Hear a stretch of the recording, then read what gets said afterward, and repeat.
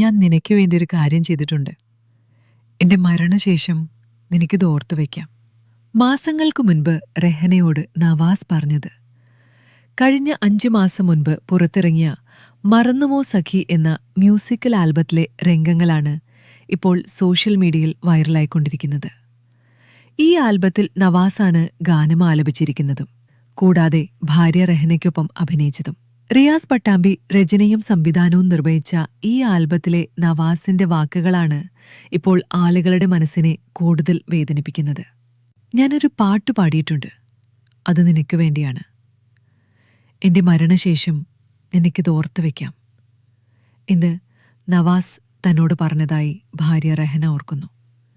ഈ വാക്കുകൾ ഇപ്പോൾ യാഥാർത്ഥ്യമായതിന്റെ വേദനയിലാണ് സിനിമാ ലോകവും ആരാധകരും. മരണശേഷം തനിക്കായി കരുതിയ ആൽബത്തിലെ ഗാനങ്ങൾ കേൾക്കുമ്പോൾ റെഹനയുടെ അവസ്ഥ എന്തായിരിക്കും എന്നാണ് സോഷ്യൽ മീഡിയയിലെ കമന്റുകൾ ചോദിക്കുന്നത്. അപ്രതീക്ഷിതമായി നടന്ന ആ വിയോഗത്തിൽ നിന്ന് മുക്തരാകാൻ എല്ലാവർക്കും മനഃശക്തി ലഭിക്കട്ടെ എന്ന് നമുക്ക് പ്രാർത്ഥിക്കാം.